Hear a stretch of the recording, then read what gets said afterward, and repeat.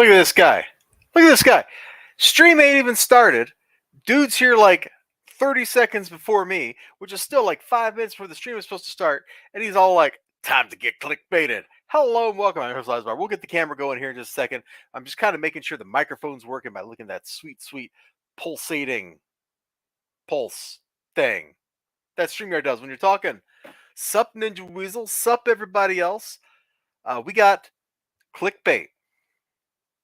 Because, clickbait drives traffic. Or at least that's what they say. It's only partially true. Oh man, we got an XLG 81. We don't know what happened to the other 80 XLGs. Presumably there's at least one other one still out there somewhere. I don't know. Maybe he's like a clone or something. And the other 80s were all recycled to make him. Not sure. But hello to you too. We got stuff to talk about. We got big stuff. But not really.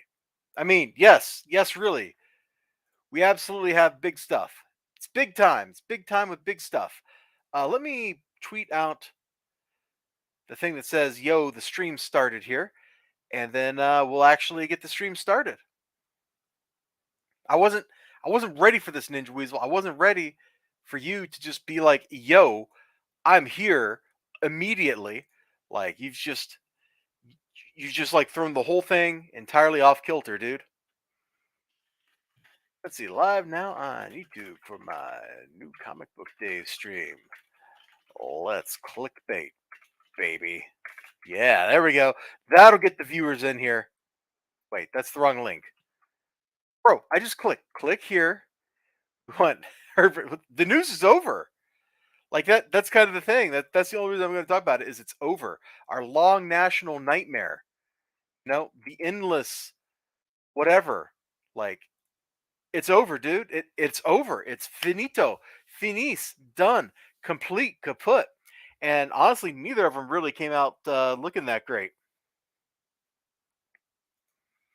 Apparently, this is the Red Avenger. Hello, Red Avenger. I don't think I've ever seen you on my YouTube streams before, so welcome. Definitely. You know what? Let me share. Just stop like pulsing at you. Flip the camera on. There we go. Now you've at least got something to look at over here, which is probably, frankly, amazing. So, like the stream title says, we got clickbait going. I still got like 1 minute before the stream is officially supposed to start. So we're going to just kind of fill time in the meantime until that happens. You know what? I guess I could like be extra super cool. Let me get this, come over here, pop over to Discord, drop that right there. If anybody wants to. Dude, if I'm a hand model, I am like the worst one. I mean, look, man, I've got like a chipped fingernail and everything because, sometimes you actually have to do stuff with your actual hands. Who knew? Who knew? Not me. I thought, hey, when I got into this whole academic being a smarty pants guy, like I didn't think I'd have to actually do anything. I thought I'd just like sit around, pontificate, you know, expound wisdom, like, yes, of course, if you integrate around a singularity, the answer is 2 pi I. Naturally. Yeah, it doesn't work out that way. Turns out that even when you got a smarty pants degree that says you're a smarty pants, people for some reason still think you're supposed to do work. I don't know what's up with that. It seems really weird to me. White collar hands, yeah. I don't even have a collar on the shirt I'm wearing right now. I don't know. I don't know what that says about me. But my clock ticked over. It's after 9:10 p.m. So it is time to actually start the stream for really reals. So hello and welcome everybody. We've already got some wonderful, wonderful viewers out there. And thank you so much for choosing to spend at least a few minutes of your time with me here on what has been a pretty beautiful Wednesday for me. I hope you've had a beautiful Wednesday. I hope it hasn't been like a miserable Wednesday where it says you value comfort. Yeah, see, this guy knows. He knows. But I hope, your Wednesday wasn't like some miserable, like dreary thing. I hope you got some beautiful sunshine. I hope the temperatures were balmy and exactly the temperatures that you want them to be. It was actually pretty nice today. When I was at work at lunchtime, I went and I took a walk through the buildings, and then I went and walked outside some too because it was just so nice outside. I couldn't resist. The sunlight lured me out there. The sunlight was like, yo, hey, how's it going? Why don't you come over here? And then walk in the sunlight. And I was like, you got me. You absolutely got me. And it's March Hare showing up. Man, this is a cavalcade of wonderful people.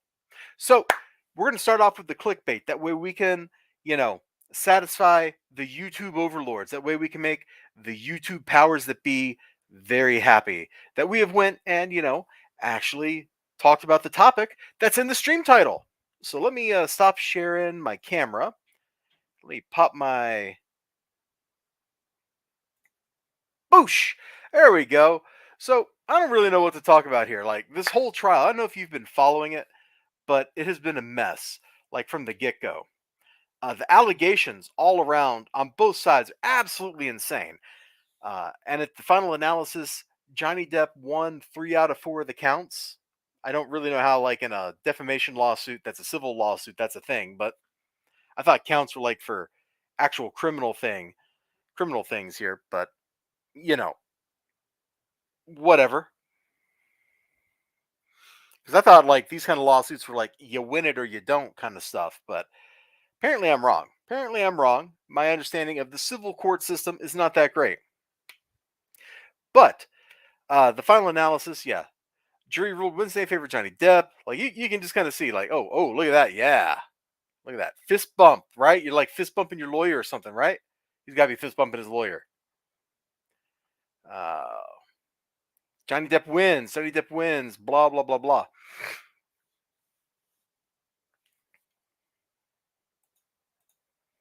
Yeah, uh, I think on the balance, like listening to the allegations, like the Johnny Depp side sounds like he got the worst of whatever was going on in their relationship, which is kind of wild. So the final analysis is Johnny Depp won 3 counts and he got awarded 10 million buckaroos because they said, yo, Amber Heard, right here, she who poops in the bed, because that's apparently a thing she likes to do for funsies, is just kind of like poop, not in the bathroom, not on the floor, but just like a full size, like normal, everyday human poop, like right in the bed. Okay. You know, whatever works for you. Whatever works for you. And she's over there cutting off like his finger and all kinds of crazy stuff. I watched some of the coverage and the stuff just that was coming out was just like, what am I even hearing? Like, you all are crazy. That's true. That's a reference. That's a classical reference. If you don't understand that, you should look up "Everybody Poops," and then you know what it's all about. So he gets like 10 million bucks plus. They awarded him several million of statutory like punitive damages, which apparently are going to get reduced from like 5 million or 3 million or something down to like 300,000. Yeah, okay. Just okay. Tort reform needs to happen, and that is not the way to reform torts. But that's neither here nor there. And then she won on account of Johnny Depp's lawyer, not lawyer, his agent uh, defamed her. So not Johnny Depp, but his agent defamed her, and so she gets an award of I think it was 2.5 million bucks or something like that.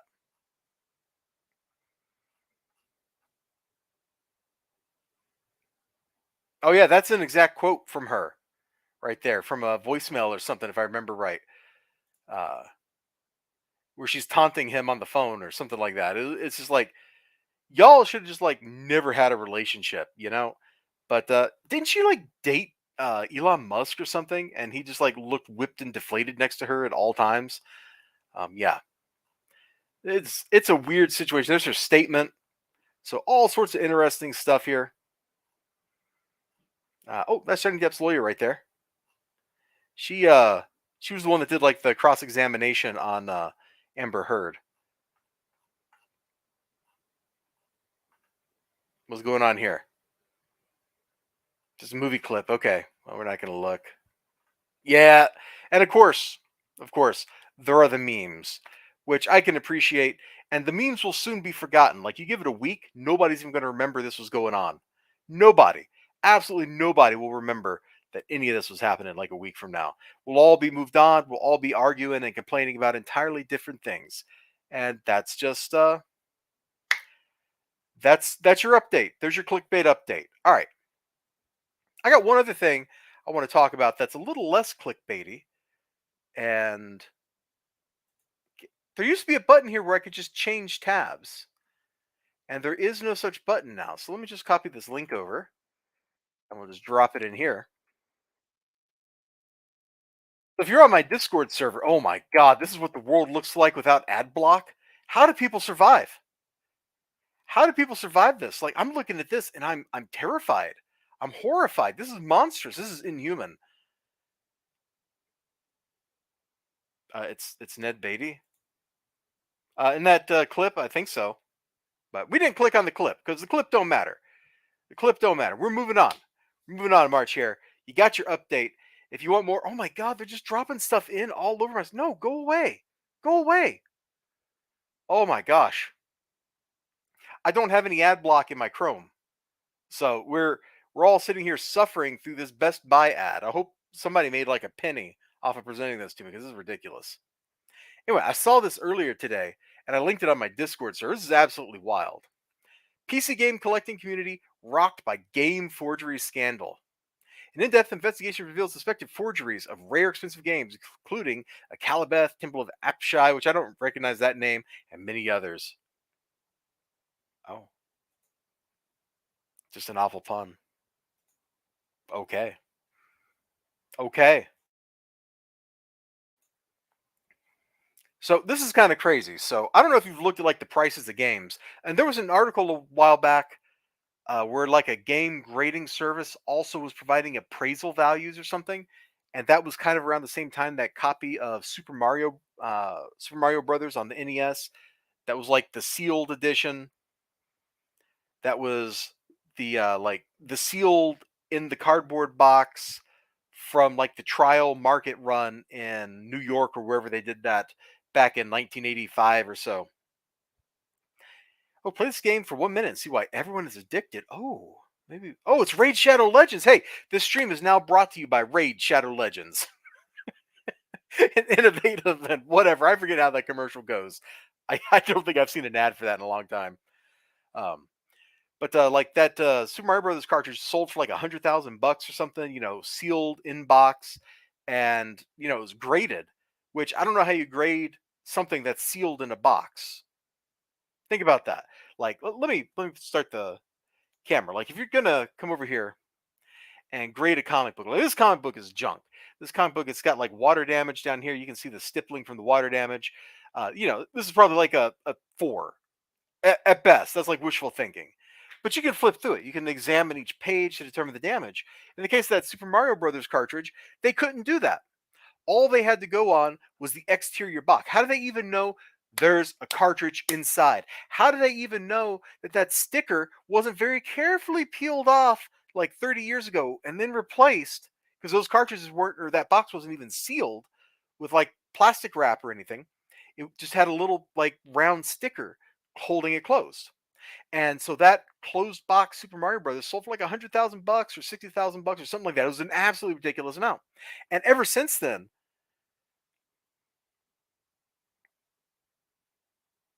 not okay. We'll deal with that later. XLG, you just derailed the stream. You just derailed the stream. We'll come back to that. Um, Sold for an absolutely colossal amount. And ever since then, video game prices have just went whoop. You know what? In fact, we will draw a graph of this. We have the power. We absolutely have the power to demonstrate what video game prices have looked like ever since that. Okay. Time, money,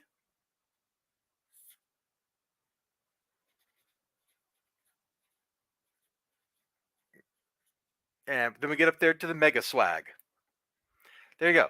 There is today's graph. The price of collectible video games.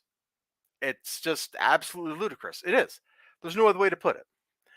Uh, like a copy of Chrono Trigger that has been played by somebody should not be selling for hundreds of dollars, and yet there it is, selling for hundreds of dollars. It's not even that rare of a cartridge. It's been republished like 257 times on every platform. Like Square Enix is worse than Bethesda. Bethesda at least just is like, you know what, we'll just put Skyrim on every platform. But Nintendo, they're like, I'm sorry, not Nintendo. Squaresoft, they're like, how many platforms can we port Final Fantasy to? How many platforms can we port Chrono Trigger to? And can we somehow make it worse each time we do it? What if we use like the default system font for cell phones on the PC release? Oh, brilliant, brilliant. Everybody's going to love it. Except nobody loved it. That's apparently like the worst version of Chrono Trigger that was ever released. So you've got that kind of stuff. You got these things that are freely copyable, like, oh God, a Calibeth. It's not like a very big game. Like you could fit like 10 million copies of that game on my cell phone right here. Like it's tiny, but you get it on a floppy and suddenly it's worth like 500 bucks minimum. That's like the entry level price if you want to collect an ancient old floppy disk. Makes me wonder what some of the floppy disks that I have down in my basement are worth. I mean, they're probably not worth anything because they probably don't work anymore because I don't have a 5.25 inch floppy drive disk reader handy. Although I guess I got one in one of my old PCs that are downstairs. I could go dig out and hope my motherboard has an ISO or an ISA port thing that I could hook it to. We're kind of getting sketchy now. But the point is, like, these things were never meant to be collectible. Just like comic books. The fact that some of these things, not this one, obviously. This is a water damaged copy of a Malibu comic that nobody cares about. This is worth like a dime, if that. This is worth the paper you can recycle it into. But these things were never meant to be collectible. They're meant to be ephemeral, enjoyed, and then, in the case of comic books, probably discarded because you're, 10 years old or whatever. You ain't taking care of it. And by the time you get done, you've got a water damaged copy of, was this Freaks #2? Show that stippling. Show that stippling. For video games, like I still have like all the video games pretty much that I've ever had. Like they're out in, I have them in a cabinet out in my hallway. And I got all kinds of stuff. I got Atari 2600 games, 7800 games, NES games, Super Nintendo games. Like I just got all this stuff, right? I don't expect that any of this is worth anything, but I probably have some stuff in there that's worth like 50 bucks or something. Like it's ridiculous. It's like this is 20 something year old junk. And people want to act like it's somehow super valuable. So according to the timeline posted on Big Box PC Game Collections Facebook group with roughly 6,100 members, of which the author is one.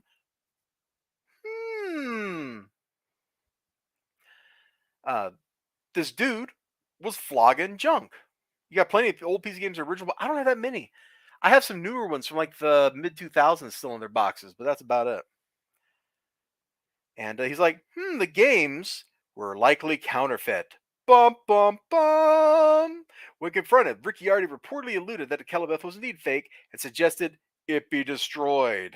Bum, bum, bum. Yeah. All right. Let's step back for a second now. I've never owned a Tamagotchi. All right, moving on. Brought to you by Raid Shadow Legends. How do people deal with this? Like, okay, XLG, March Hare, Ninja Weasel, somebody. How do you live? Red Avenger. How do you all live if you don't have ad block? Like, do you all know people that don't have ad block? Because that's absolutely ludicrous. Like, I can't live like this. This is driving me crazy. If I went to PCGamer.com, following the link off of Twitter, and I was presented with this like every time, I just wouldn't click those links even more than I don't already click the links. Wait, that doesn't make any sense. But that's where I'm at in my life. Yeah, see, right here, look at this. I got BioShock in its original box, which is actually really cool looking under this lighting. That's pretty dope. I got a copy of Diplomacy I bought for $6 at Big Lots. I'm a big spender, by the way. What else I got up here? Oh, hey, this might actually be something Ninja Weasel. I don't know if he's ever seen this before.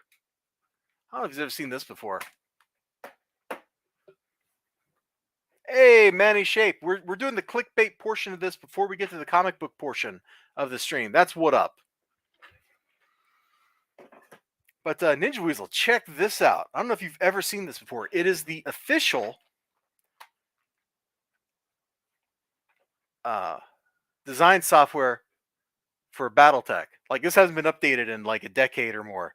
But heavy metal, man, I got it. So I got like the mech one, which is This is like mechs and tanks and something else in here. I don't remember. This one's for battle armor,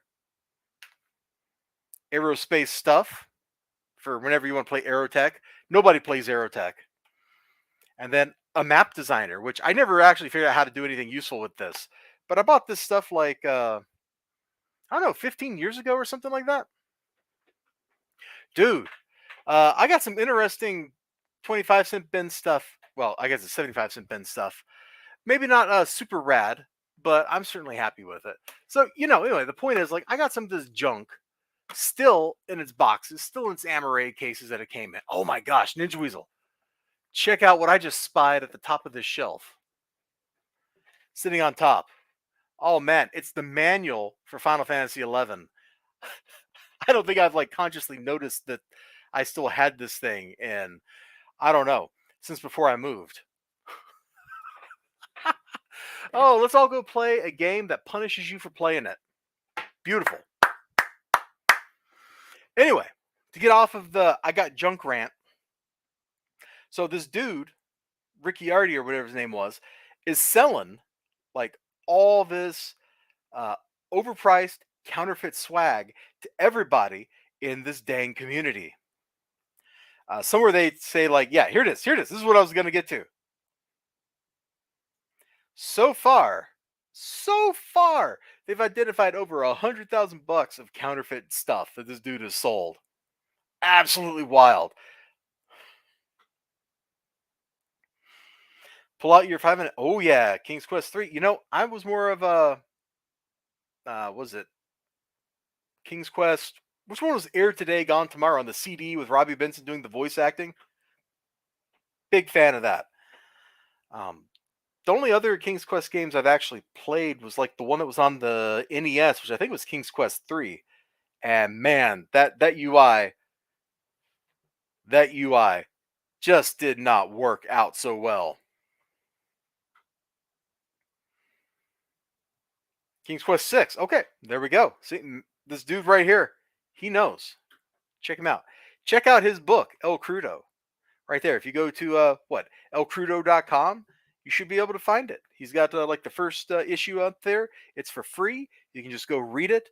Boom. It's beautiful, wonderful. If you want some crazy ape action, that is the way to go. So they kind of talk about like, all this stuff, and Richard Garriott, Lord British weighs in. Oh, my signature looks authentic. Okay. It could be legit, but pirated versions. Bum, bum, bum. Whoa, whoa, whoa, whoa, whoa. Okay, that apparently clicked me through to Twitter. I didn't mean to do that. And I just thought it was funny. Richard Garriott kind of took time out of living in a castle, going into space, suing NCSoft, just to comment about, forged signatures. Pretty wild. Lord British is a weird dude, man. He is a weird dude. So, anyway, I thought this was like kind of funny. I don't really like people that collect stuff and drive the prices up to ridiculous levels. I think that's stupid. So seeing some of those kind of people, especially if like the real jerky ones, like get bit like this, it definitely brings a little Schadenfreude to mind for me. It's that bittersweet. I feel good because somebody else is suffering kind of thing. All right, there we go. We have done the clickbait portion of the stream. We can now talk about comic books. Back in the day, it was a very different experience because you still had to get like actual discs, man. I remember, was it the Diablo 2 that only one of the people like involved had to have? No, it was Warcraft, wasn't it? Only one person had to have like a legit copy, and you could like spawn off installs or something that other people could play with as long as they played with the original copy. I think that was Warcraft, right?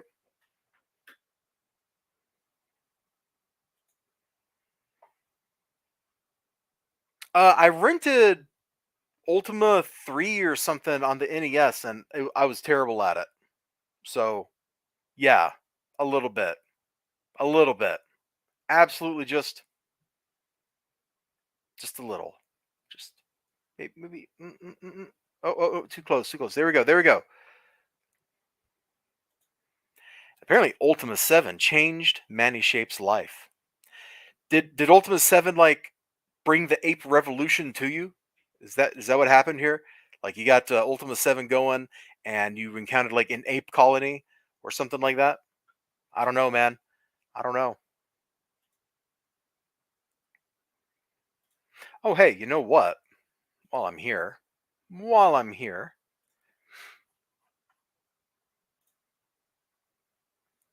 where is it? One thing I don't like about streaming through StreamYard is it's a little less convenient to do things like just drag an image into the stream. Can I share slides? No. Extra camera? No. Video file? No. I just want to share like an. Okay, fine. Fine. We'll do it the other way. Share screen. Hold on 1 second. Sorry, I had to like clear my throat there. Here we go. Let's just put this up here. There you go. You know, there's my 5-minute doodle of El Crudo. Because that's what I do, baby. That's what I do. Gambling glitch at the casino. Oh, man. Sounds kind of wild. Oh, jeez, dude. What did that cost you? Like $1,000 or something? Like, I'm not even involved in this, March Hare, and that physically hurts me to read about. Like, I don't want people who are like normal people like buying a copy of a comic book or something or a game or whatever and getting something that's um not the thing they paid for. Like that is not legit. That's not cool. You don't strike me as the type where you're like, oh, let me collect this and then let me scheme to make the value go up. Like a lot of collectors are doing that because they're not collecting it because they really love the thing. They're collecting it because yes, I can end up making money on this in 6 years when I sell the book off. I don't really like those kind of people. I understand them, but I don't really like them. As a kid, I I thought I just had to figure out how to get free money. Hey, if you figure out how to get free money, like free money from the government or something like that, $200. Okay, that's still a lot, especially because you were a younger person then. Hold on. Hold on. We're oh my gosh, internet, Google. This is not what I searched for.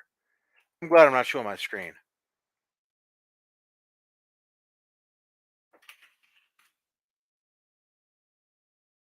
Yeah, we all probably should know better about those sorts of things, but we never do. We never learn. Here, we're gonna do one more little screen share real quick, just because I mentioned free money from the government, and it's the one man who should have played the Riddler in a movie right here, Matthew Lesko. He made a whole career out of how to get free money from the government. This guy, if you remember back to stupid flash videos and stuff from like the mid 2000s, this guy over here, he was all over those. Him, Colin Mockery, uh, yeah. Anyway, stupid flash videos. Let's stop sharing that because we'll be traumatized by the man's question mark suit. It takes a real man to wear a question mark suit. By the way, like if you think you're a real dude and you've never worn a question mark suit, let me assure you, Matthew Lesko's got one up on you. Well, March here, I'll say this: you at least got a good story out of it. You at least got a good story out of it. All right, so as always on a Wednesday, except when I don't do it, I went to get comic books. I went to Graham Crackers. There's one on East Washington Avenue here. And you go to a Graham Crackers and you get 3 books out of what used to be the 50-cent bin, but is now, thanks to the power of inflation, the 75-cent bin. Kind of sucks. If you've been watching for a long time, you know that I am trying to slowly collect Malibu and Valiant comics without actually spending money on them, which means I pull these things out of the 75-cent bin for free when I see them. And it turns out that today we got Freaks issue 2. Seriously. We got Freaks issue 2. Now, it's not a great looking copy. There's definite water damage. Yeah, you can see it on the back, especially. Like, at least I'm hoping that's water. I don't know. It could be poop water for all I know. Hopefully, over the years, the poop water like has become denatured and is no longer going to like make me ill just touching the book. But I'm just collecting the books to like have the books. There's no, oh, I'm going to wait like 20 years and suddenly this Malibu book will be worth a lot of money. I don't even think the Malibu number ones are worth anything. You probably get those for like $10 or something. That's kind of cool.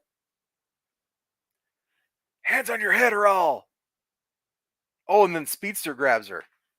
So she's just like fighting cops over here.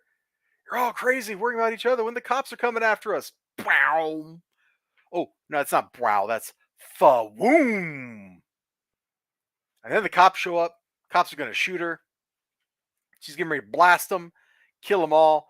That's what Uncle Ben told Peter Parker. Kill them all, Peter. Kill them all.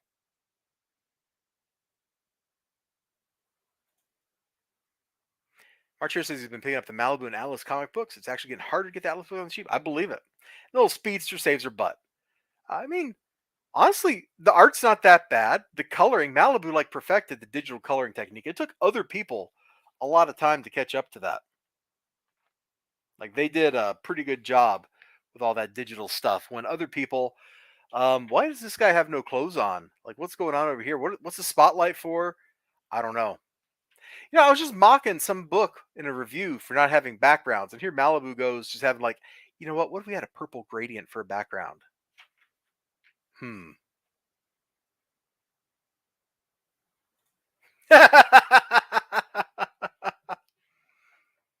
Yeah, some of the Malibu stuff is pretty good, man. I got when I picked up some issues of Nightman a while back. Like I got like super into Nightman for like a week. This is actually pretty cool. He was like dealing with this werewolf serial killer, and the werewolf serial killer was actually depicted as being like really like a nasty murderer, not like you see like werewolves depicted where it's all romanticized and all that kind of stuff. So that was kind of cool. I've never watched the Nightman TV show. I heard that thing is like an abomination and should never be watched by human beings, which just kind of makes me want to watch it because, sometimes I like to watch really bad things or pick up really bad comic books. Like I told the story last week, I picked up a book out of the 75-cent bin. It was Scorpion Core number 1. Hold on, let me get this thing. This is the book I excoriated for not having backgrounds. That video hasn't come out yet. But like this thing, and I picked it up and went, "Oh, this looks terrible," and kind of chuckled. And my shop man, he knew exactly what was going on. He's like, "Oh, great, Dr. Lizabar, PhD, has picked up a bad comic book. I mean, look at this. We just have gradients for backgrounds, just gradients, bro, just gradients." Ooh, it's hilariously bad. Maybe I ought to watch it then. I don't know. I don't know. I don't even know if I can find it. I did watch a TV show called The Burning Zone, which was about like it had Negan in it. And they went and were like fighting evil diseases and stuff and government conspiracies. It was a really weird show, and it shifted gears like 3 or 4 times over the course of its run. But you can't actually like find that to stream. Like no streaming service has it. It was never put out on DVD. So if you want to watch it, you got to find like the transcoded digitized versions of VHS tapes some guy taped off a Sundance 20 years ago. It's a wild experience, man.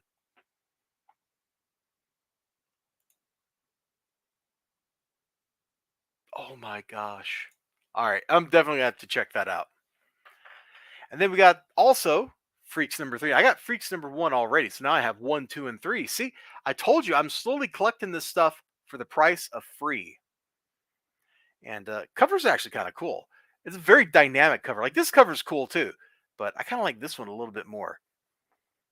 And it's got the same water damage. So this is probably in the same guy's stuff. Brought his collection in. Got some poop water on the back here. The usual. Because losing sucks. I never really liked the joystick for the Super Nintendo. I preferred the pads instead. In fact, I think I had an ASCII pad like that one.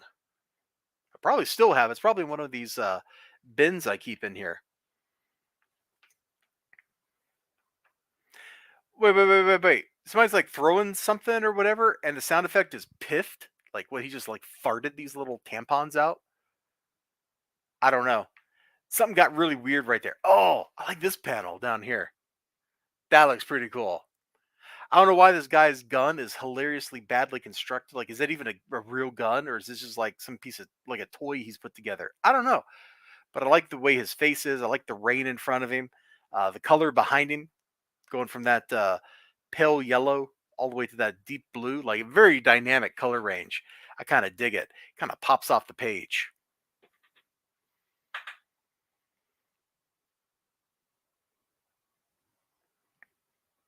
Let's see.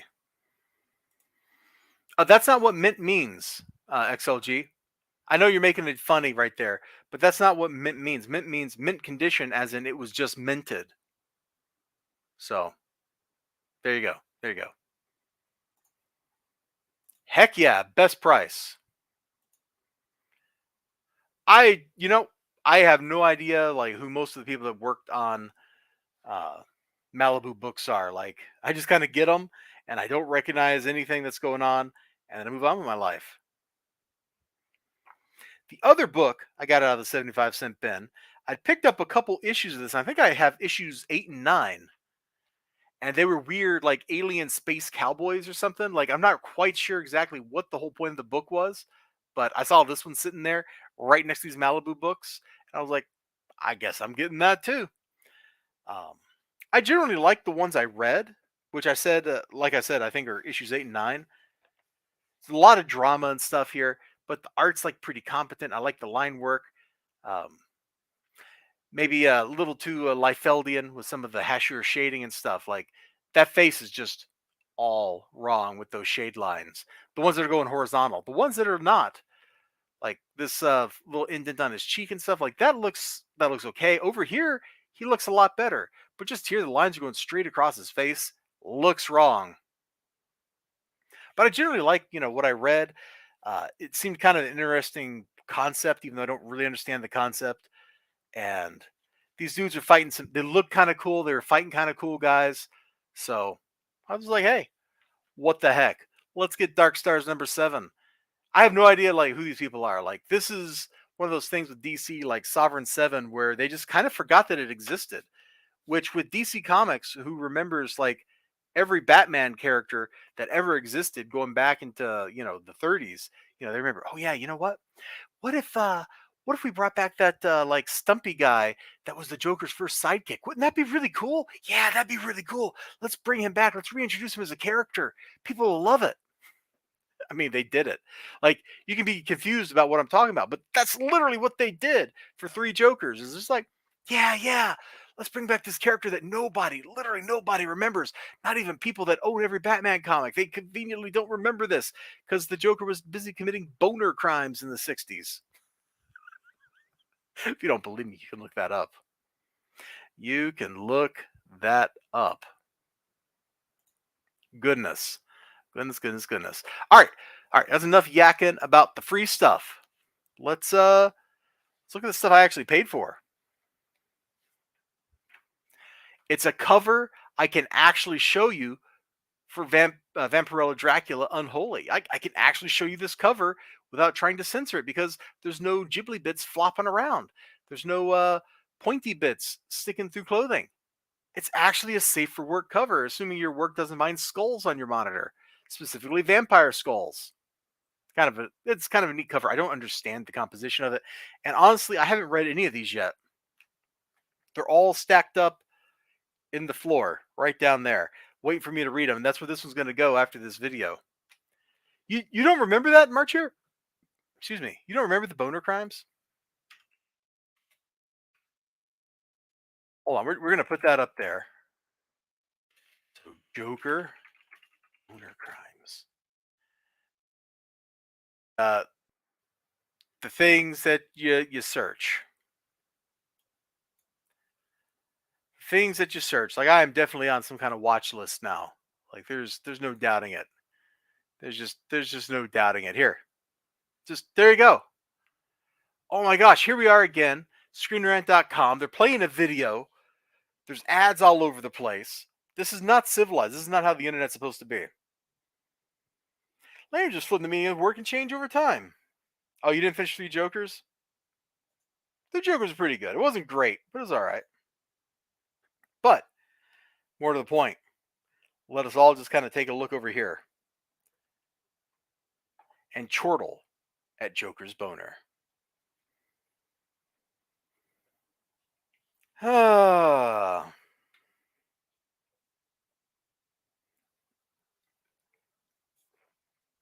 Yep. Yep.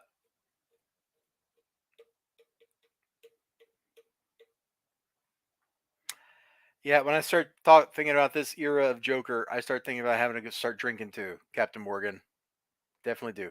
Why did Batman actually slap Robin? Who knows? Who cares? Silver Age Batman doesn't make sense, and that's okay.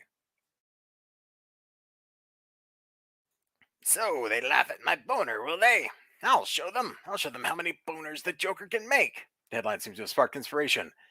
The emphasis on boners has given me an idea for a new adventure in crime. Gotham will rue the day it mentioned the word boner.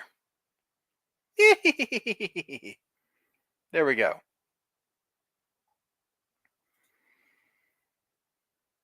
Stunned by his boner, Joker lashes back. Loot stalled liner. That's enough of that. That's enough of that. We could be here all day reading that stupid article and chortling at Joker's boner. Oh, how many times have I said that word? How many times have I said boner? Clearly not enough because the chat has not exploded in rage. Okay, XLG, that's nice, XLG. It can go on the list with all the other movies I need to watch. This tea's pretty good. I don't know if I want to open this book up because I risk like mega spoilers. We're 6 issues in, you know, and I could see something in here that's just absolutely going to spoil the whole. Okay, first page I open it up to, and it's like normally you would orient somebody who's sleeping in the other direction on the page. That's kind of weird.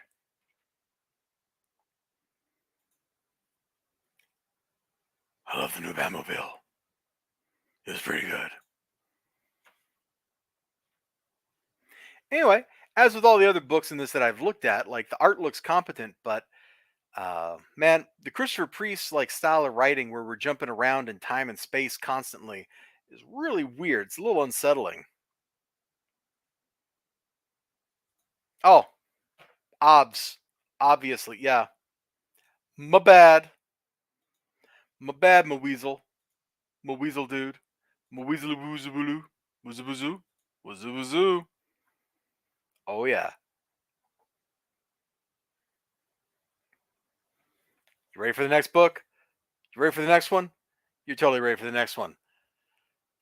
Once in Future, number 26. This book series has been absolutely crazy.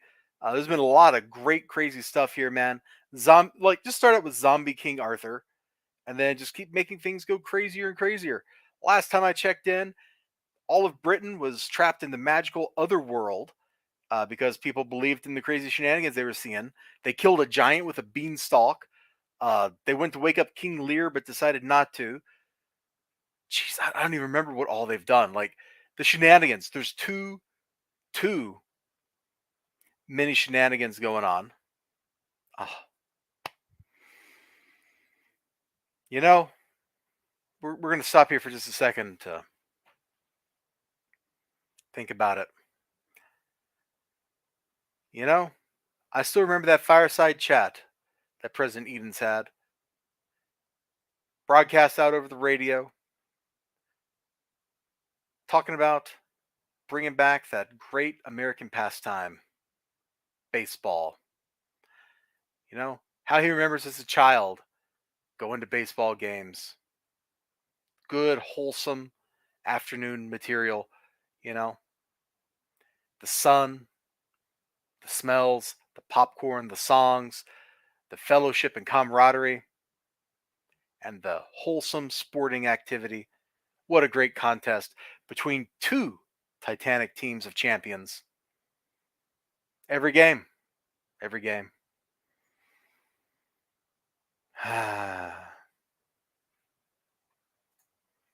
Anyway, once the future is not set in America and John Henry Edens is not president, what we do have, though, is some ginger guy trying to kill King Arthur.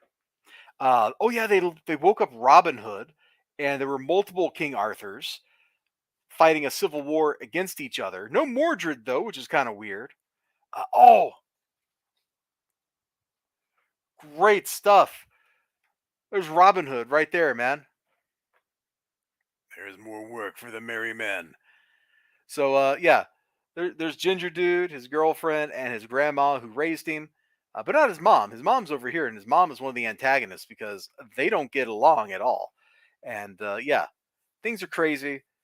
Um, they just spend this whole like series toying around with mythologies and stuff, and seeing what falls out, and making them clash together at the city of Bath, which was settled by Romans, hence Bath, because that's what they used it for, because of the waters there. The They ended up with like a Medusa rolling around because it was settled by Greco-Romans, and so their stories like infected the place. King Lear, who was an old water god, was totally insane. Um, Good times, good times. This whole book has just been a ton of fun to read, man. Pretty much every issue has just been good times, and I don't really have any like complaints about it since the setup in the first issue. You got there's like multiple Lancelots, multiple Galahads. Maybe there's only one. Yeah, maybe there's only one Lancelot. I don't remember. And she's like filled in multiple mythological roles. She's been the Lady in the Lake. Uh, she's been all sorts of people, and things just keep getting more and more confusing and spiraling further and further out of control. Which, if you ever read like Uber or anything else written by Kieran Gillen, you'll know exactly what I'm talking about because that's how all of his books are. They start out with like a premise, and then things just start getting crazier and crazier, and pretty soon you've got like people eating each other. That's just normal for him. Like, I just believe that is just how Kieran Gillen lives his life. He goes home from work and he gets home and the wife is like, "Oh, hello, honey," or whatever. He may not be married. I have no idea. The significant other is like, "Oh, hello, honey. I barbecued one of the neighbors." He's like, "Oh, which one?" It's like, "Oh, the little fat kid, or whatever." Like, I just think that's just how his life is. Like, that's just normal for Kieran Gillen. That's what I think. The coloring by Tamara Bonvillain has been really great in this book, especially now that we spend so much time in the other world. The colors are just like lush, although it has lost like the striking distinctions that this book used to have between the normal world and the magic world, where you had like normal coloring for most of the book, and then things get crazy with greens and purples and pinks. That's kind of been lost since everything went super crazy. But what you gonna do? What you gonna do? Who? When the cops come for you? Yeah, I know I butchered that song. You love that cover? Yeah, it's a pretty cool cover. So that looks like zombie King Arthur back there with all the maggots and stuff. Good times. Oh, and his girlfriend, they ran into the Green Knight in one issue, and his girlfriend took on the role of Gawain. So, a year from whenever that issue happened, she's going to lose her head. Good times. Don't play games with the Green Knight, bro. Just don't do it. Not even one time. Definitely not twice. Just don't play his game. And the other book I got actually came out last week, and I'm a little bit surprised because they keep taking these really long hiatuses here. This is a dark interlude, which is well, the pretentious writer in universe doesn't want you to think that doesn't want to use the word sequel, but it's a sequel to another series. And we're like 3 years in and 8 issues or something now of the two series together. Pretty cool, trippy cover, right? Like, this looks like some classic Vertigo kind of stuff you'd see on the cover. It's totally awesome. And this book plays around with storytelling tropes, interpreting them basically as literally as can be interpreted. You have literally the muse. Uh, what is this guy? He's like the every hero or something like that, the hero with a thousand faces. The whole premise of the story is every generation or so, somebody gets chosen to write that generation's like greatest story, and that story is about overcoming the fear that people have in that era. So previously, like the greatest story, like uh, I don't know if this was an example in the book, but let's just say like your greatest fear is science gone mad, and so Mary Shelley gets to go write Frankenstein, inspired by the muse. And then Frankenstein is the story about overcoming mad technology. And then the people that live in the literary otherworld use that as a weapon to hold the universe together against the things that want to tear it apart, the chaotic stuff that wants to overrun everything. It's a weird premise, I know. And the main character of the first miniseries, who is dead by this point, yeah, Henry, there he is. I'm writing on behalf of my client Henry to conceal his contract with you. It was not made clear to my client that he would have to write sales copy on an issue by issue basis. Womp womp womp. And the whole thing is also told from a very meta perspective. Very little of the narrative is straightforward. The narrative plays with itself and with the user, and that sounded way dirtier than I intended. But the narrative like plays around with the very concepts of literature, the things that people talk about, the structures of it. For example, there's a whole lot of the narrator, who is Henry, the main character from like the first miniseries, and he was in this one, and he died at the middle of issue 2, I think. Um, but he talks to the reader, and he lies to the reader and himself the entire time. The whole thing is an absolutely wild experience, and I see that March Hare is lagging a little behind, and he just got the joke. Thanks, March Hare. At least somebody laughed out there. Um, and Henry took the actual writer's spot. He took the actual like chosen author and took his spot. And so he's a fraud. And eventually, like the muse figures out he's a fraud. Everybody figures out he's a fraud, and then he ends up dying and stuff. Uh, which means that the things that are trying to tear reality apart, which I'm guessing that's them here in this page, those things, those fears, are able to run rampant because the story that would defeat them doesn't exist anymore. So, some really interesting, like, I don't even know how to explain it. I find it very interesting to read. Even though like meta stories and meta narratives are kind of lame, it's actually been done really well in this particular material. I made the comment that the cover looks like something you'd see like in an old school. Oh my gosh! I just blanked out. I blanked on everything. I blanked on everything. I literally did. My brain just stopped working. Vertigo. Thank you, brain. Like a very old school Vertigo kind of look to the cover. The whole book is kind of like an old school Vertigo book, man. This is very much in the vein of like Sandman and stuff like that, where it's not just commenting about particular subjects, it's also commenting on the way you're commenting too, from some respects. Sandman sometimes played around with that particular kind of concept. The death stories, not so much, but it's very like artsy fartsy. And, you know, sometimes that's what I like. Sometimes that is absolutely what I like. We have just about hit the hour mark here, you beautiful, beautiful people. And I think I'm going to go ahead and wrap up the stream, call it here before I start losing my voice, because I can kind of feel that coming on. So Ninja Weasel, March Hare, XLG, let's see, Manny Shape, Mr. El Crudo himself, Red Avenger. I am probably forgetting somebody. I've had a very poppin' chat tonight. I really appreciate it. Thank you all so much for hanging out with me, for hanging, joining me, chatting with me, spending some of your precious time with me. It's very cool. It's very plus ultra of you. So you all take care of yourselves. You have a great day. Here, I'll let March Hare say it for me. Bye bye, everybody.